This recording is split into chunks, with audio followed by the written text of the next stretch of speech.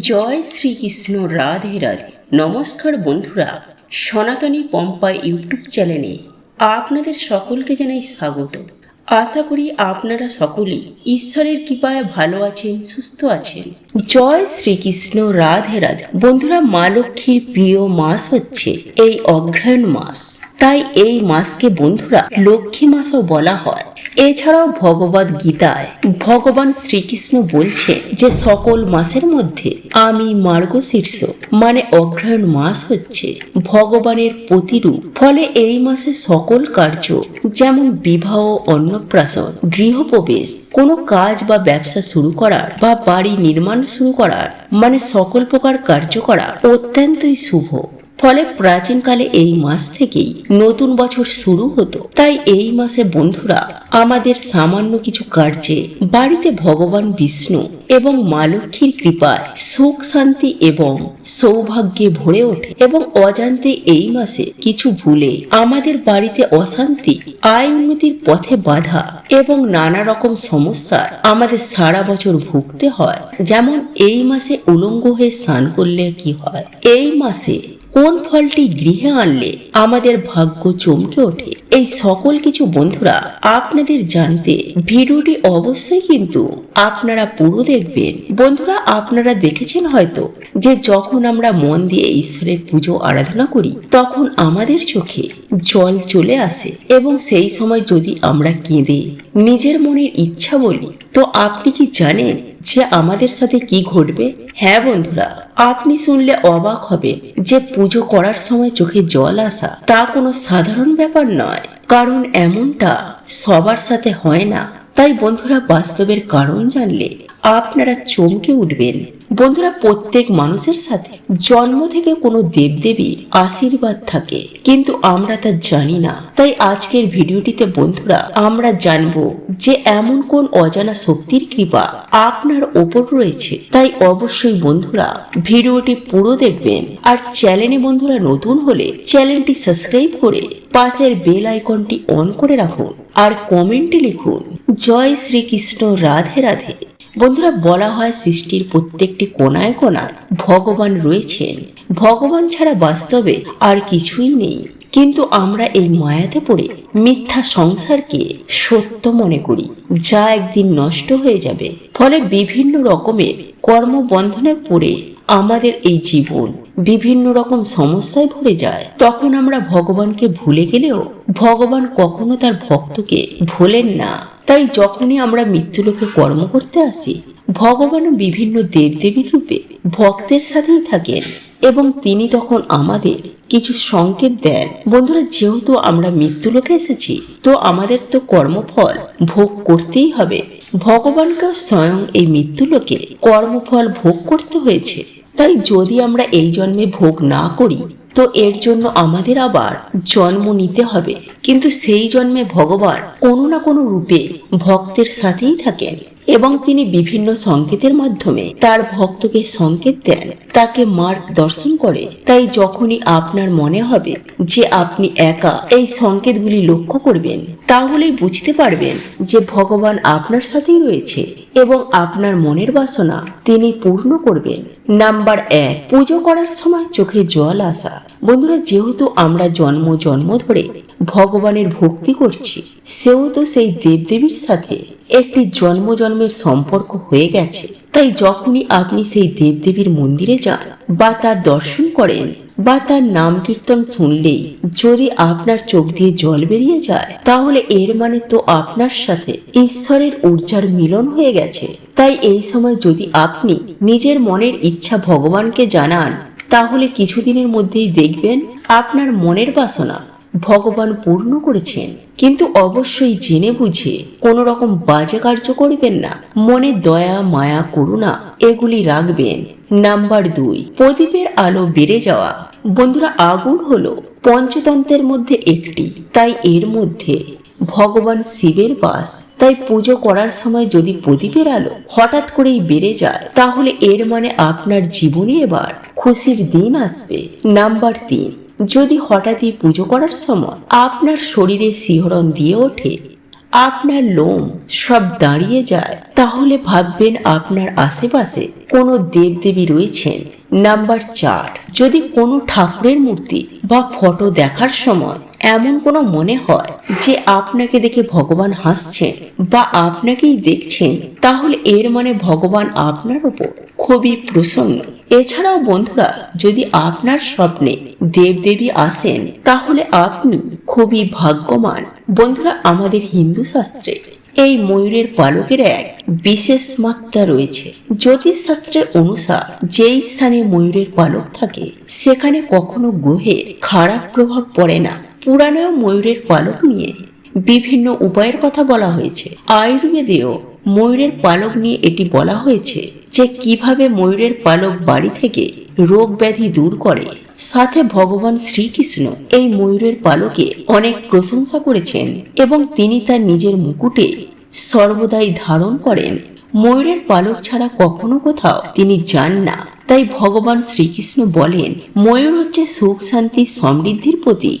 ময়ূরের পালক মানুষকে সমস্ত রকমের নেগেটিভ ঊর্জা থেকে রক্ষা করে, ফলে সহজেই মানুষের জীবনে সুখ শান্তি ফিরে আসে। তাই হিন্দু ধর্মে ময়ূরকে মা লক্ষ্মী, মা সরস্বতী, শ্রী গণেশ, হনুমানজি এবং কার্তিকজির সাথে যুক্ত করা হয়েছে। তাই ময়ূরের পালককে ব্যবহার করে সহজেই মা লক্ষ্মীকে প্রসন্ন করে জীবনে সুখ শান্তি সমৃদ্ধি প্রাপ্ত করা যায়। এবং ময়ূরের পালকের সাথে যদি একটি বাঁশি রাখা যায়, তো বন্ধুরা এটিকে বাড়ির জন্য খুবই শুভ বলে মানা হয়।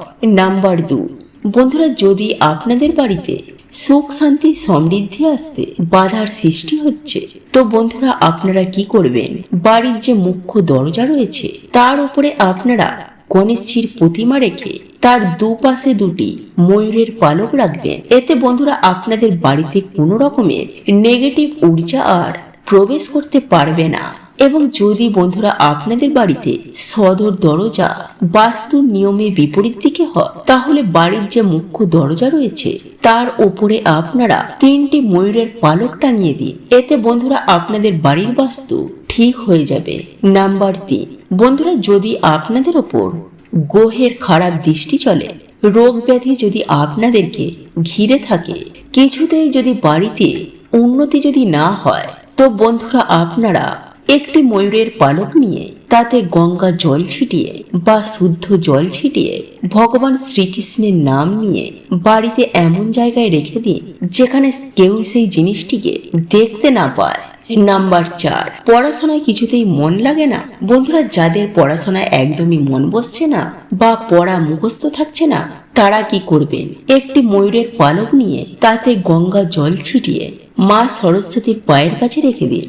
পরের দিন আপনারা সেই ময়ূরের পালকটিকে নিজের বইয়ের মধ্যে রেখে দিন। এতে আপনাদের পড়াতে অবশ্যই মন বসবে। নাম্বার 5, যাদের বাড়িতে ছোট বাচ্চার উপর বারবার নজর লাগে, তারা বালিশের নিচে একটি ময়ূরের পালক রেখে রাতের বেলায় ঘুমিয়ে পড়ুন। পরের দিন আপনারা সেই ময়ূরের পালকটিকে নিয়ে গিয়ে কোনো প্রবাহমান জলাশয়ে ভাসিয়ে দিন। নাম্বার 6, শত্রুনাশ।